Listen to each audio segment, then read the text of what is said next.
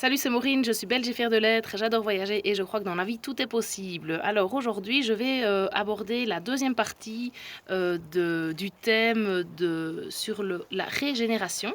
Donc dans la première partie, je vous avais expliqué que le corps a une faculté justement naturelle à se régénérer lui-même. D'ailleurs, à tout moment, le corps recrée des nouvelles cellules, est en train de traiter de traiter, de trier et de faire au mieux pour que nous soyons toujours au maximum de notre forme. Mais malgré ça, eh bien, nous tombons malades, nous avons des dégénérescences. Et donc la question à se poser aujourd'hui, donc pour la deuxième partie justement de ce thème, ça va être justement qu'est-ce qui fait que notre corps se dégénère ou plutôt comment éviter du coup que notre corps se dégénère. Donc, mis à part évidemment le fait que le corps est peut-être en train de se régénérer de façon naturelle, mais à un moment donné, il y a un point de non-retour. Nous mettons à vieillir et à dégénérer, à décliner tout doucement, parce que, ben oui, l'homme est un être mortel, n'est-ce pas? Et c'est d'ailleurs ça qui donne toute la dimension et toute la valeur au fait de vivre. Moi, j'ai relevé 4 grands points qui, selon moi, fait que nous allons mettre des bâtons dans les roues, on va dire, au système d'homéostasie de notre corps. Le premier point, pour moi, c'est l'alimentation. C'est très facile de vous donner un exemple. Si vous avez une voiture qui roule à l'essence et que vous lui mettez du diesel, eh ben, vous allez péter le moteur. Alors heureusement, nous, notre machine, elle est encore plus évoluée qu'une simple voiture. Si vous lui donnez des aliments qu'elle n'est pas censée ingurgiter, donc si vous donnez à votre corps des aliments qui ne sont pas bons pour lui, heureusement, il ne va pas tomber là tout de suite, quoi. Euh, il va, il va avoir un peu plus de mal à traiter certains aliments. Peut-être qu'à long terme, vous aurez des petits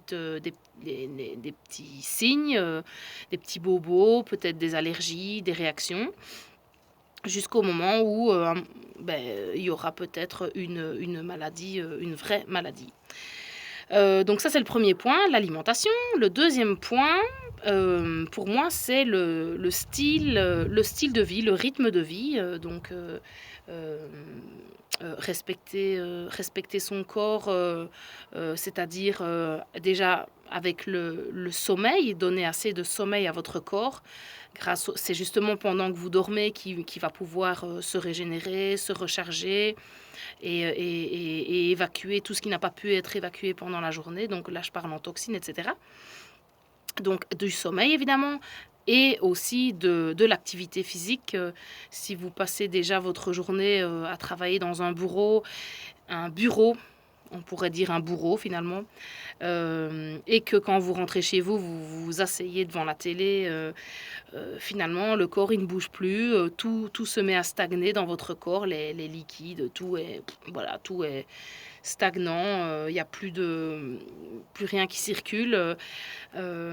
Donc ça c'est le style de vie. Donc le sommeil, beaucoup de sommeil. Dormir en tout cas assez, ne pas aller se coucher trop tard. J'ai l'impression d'être une maman qui fait la leçon à des enfants là. Mais oui, voilà, parce que certaines personnes finalement sont obligées de prendre des pilules pour s'endormir, prendre des pilules ou de la caféine ou peu importe des excitants pour pouvoir tenir le coup la journée, alors que il suffit juste déjà, quand on est fatigué, il n'y a pas de, il y a pas de solution miracle. Enfin, si, la solution miracle, c'est simplement dormir. C'est pas plus compliqué que ça.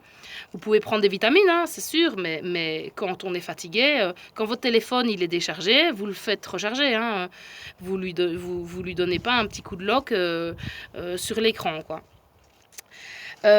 Troisième grand point qui pour moi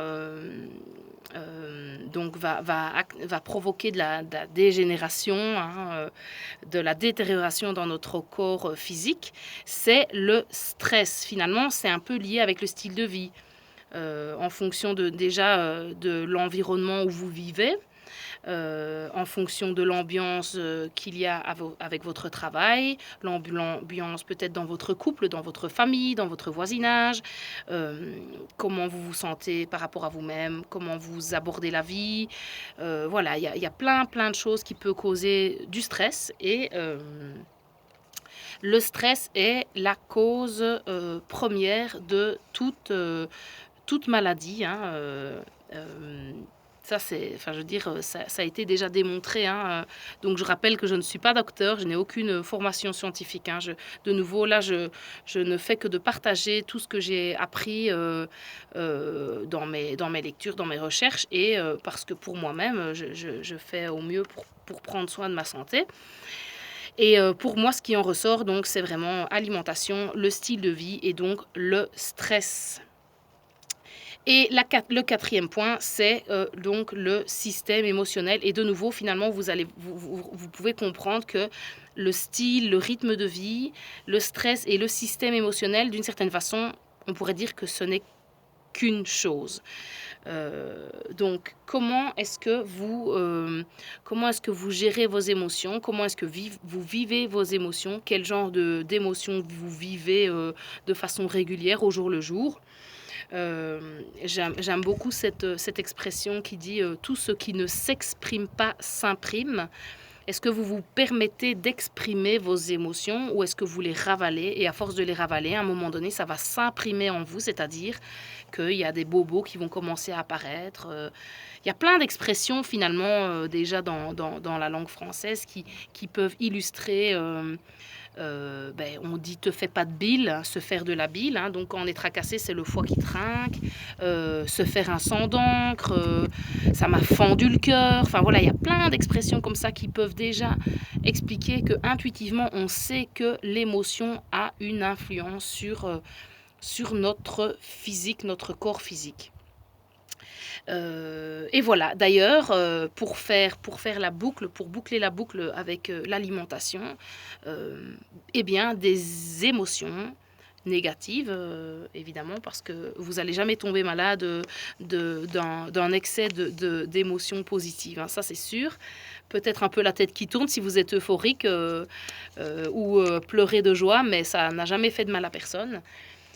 Pour faire la boucle, donc avec l'alimentation, les émotions se digèrent. D'ailleurs, là aussi, de nouveau, dans les expressions, on dit « ça m'est resté en travers de la gorge »,« j'ai toujours pas digéré ce qu'il m'a dit, ce qu'il m'a fait »,« j'ai toujours ça sur ça m'a fait mal à la panse ». Enfin voilà, on a déjà aussi des expressions qui peuvent illustrer le fait qu'une émotion, ça se digère aussi. Voilà, donc ça, dans cette deuxième partie, je voulais vraiment un petit peu vous parler des 4 grands points, selon moi, de nouveau, hein, ce n'est que mon avis, hein, je ne suis pas la vérité incarnée, loin de là. Donc les 4 piliers qui vont pouvoir déséquilibrer votre système physique et donc créer une dégénérescence dans votre santé.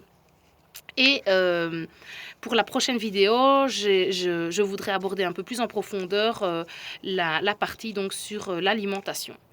Voilà, donc je vous dis à très bientôt pour la 3e partie. N'oubliez pas de faire un petit pouce en l'air, de faire un commentaire si vous êtes d'accord ou pas d'accord. De nouveau, ça m'intéresse toujours aussi les avis contradictoires parce que, comme je vous dis, je ne suis pas la vérité incarnée.